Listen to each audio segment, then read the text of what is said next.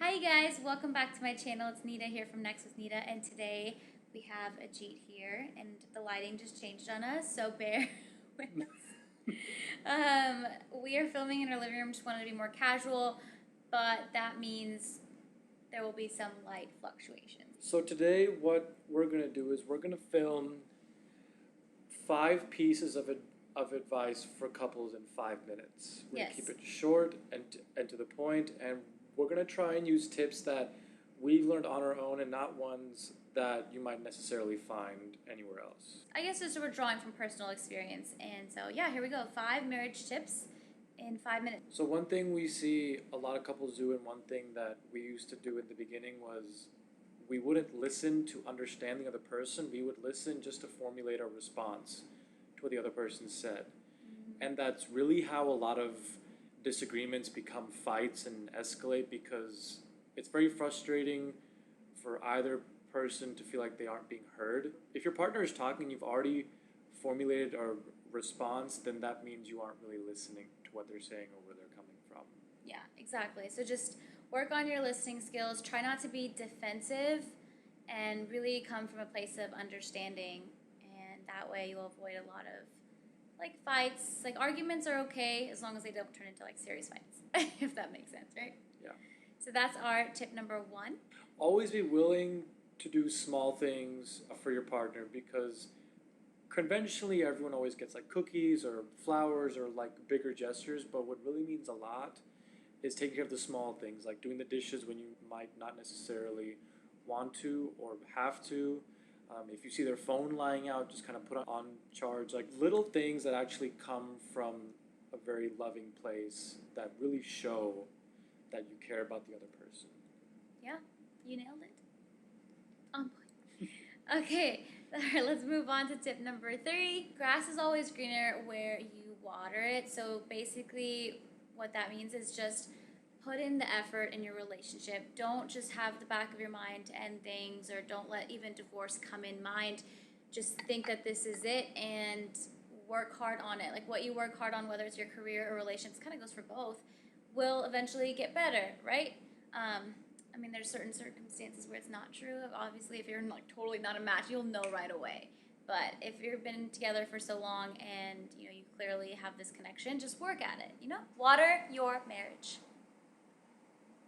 Yes. Yes, water it. And mow it a little bit. Sometimes it needs a good mowing. Yeah. You'd be surprised what a good mowing would do for a marriage. Mowing? A good mowing. Oh my god. Tip number 4. Always admit your mistakes, no matter how small they are or how big they are, because that's how a lot of arguments naturally escalate into fights, because you simply won't admit you did something wrong. And I can see how that might be a mental block for some people, but just admitting it is a huge relief, because that's really the only way that the both of you can move past something. So you can say, okay, it was a mistake, and then you can actually move on. Yeah, and for me personally, obviously everyone's different, but it's a pet peeve when you're doing something wrong or you've done something wrong and you choose to just ignore it and give 105 excuses, when honestly just a simple, oh my god, I did it, I'm sorry, I'll try not to have this happen again, that could just fix the issue, rather than this and that, and there's just excuse after excuse. That to me is a very childish response, and you should look to yourself to maybe grow and mature and realize it's okay, we all make mistakes, that's okay. But being able to admit it shows the maturity and shows that you've grown. Last one is patience, and this one is, I think, more cliche, as patience is key, but it's one of those that is truly, I feel the most important one, because no one's perfect. Yes. No one is perfect at all. Everyone has their own quirks, flaws, and you have to remember that your partner is also a human being that makes mistakes. For example, when I tell Ajeet to just take out the trash 8 times, and you just kindly have to smile, it's okay, can you take out the trash? Do you remember, babe, to take out the trash? Do you remember to take out the trash? Kind of that. Or even for me, I don't close drawers. I have this really bad habit of not closing dresser drawers. There's our little TV stand doors wide open. Our drawer behind the camera that we're filming from right now is actually.